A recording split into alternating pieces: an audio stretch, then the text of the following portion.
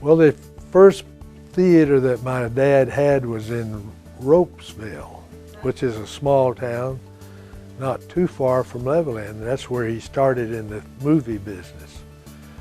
And that was where his first theater was. It was called the Wallace Theater. So it did real well, and they decided they wanted to move to the big city. So they moved to Levelland. It had about 1,200 people, I think, about at that time. So he built the Rose Theater, and it was the main theater in Levelland for a long time.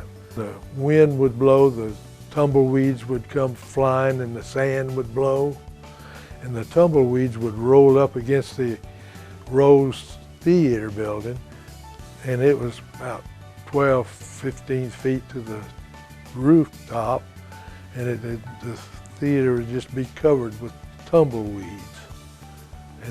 So that's what West Texas is known for. Beautiful weather like that, but not all the time, thank goodness. So he built the Rose Theater, and then he decided he wanted to stay in Levelland, so he built the Wallace Theater, which is the wonderful place that I was raised. I was raised in that theater as a child. And oh, it was just wonderful for me. I had more fun there. And I ran all over town. The Higginbotham Bartlett Lumber Company was right next to the Wallace Theater, behind it. And I used to go in there and play all the time. And I just had more fun. I fell off the stack of, what they call them, the ones where they built fences, fence posts. Yeah, the fence posts. And I fell off of that and cut my head. And they took me to the hospital, but I did all right, and I keep going back. So I was just all over Levelland, just enjoying myself and having fun.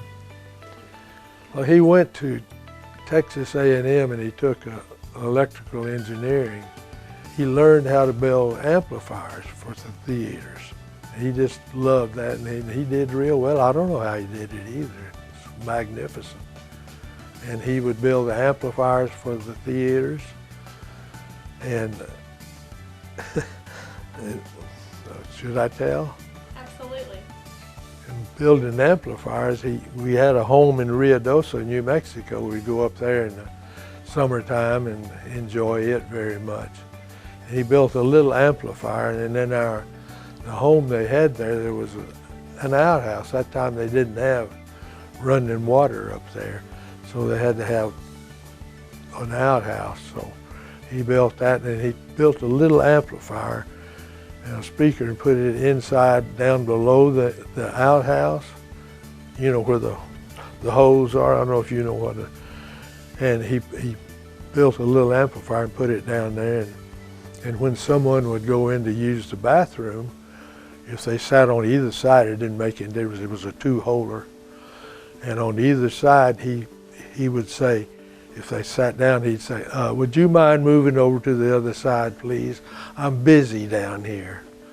So he really enjoyed making amplifiers. So. And pulling pranks on people, it sounds like. Well, yeah, I guess so. I don't remember. Maybe that's where I got it, because I kind of got acting that way myself. Yeah. So what was it like to grow up in the theater business? It was wonderful. Wonderful. Because my bedroom was upstairs, and the projection room was right next to me there.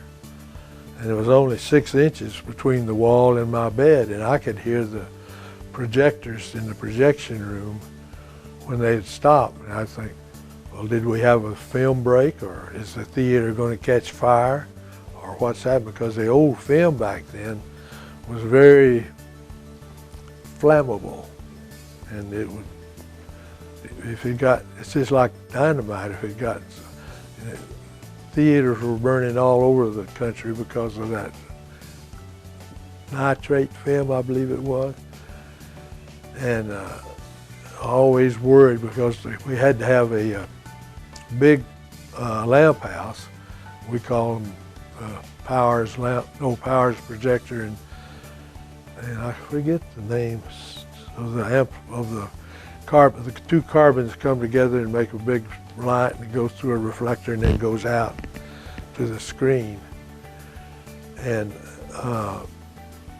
if the film stops there, the projector would put out so much heat that it would cause the film to burn. And you can always tell, because on the screen when the film stops, in the middle it starts burning and then it's time to run. But it was wonderful, wonderful, wonderful, wonderful.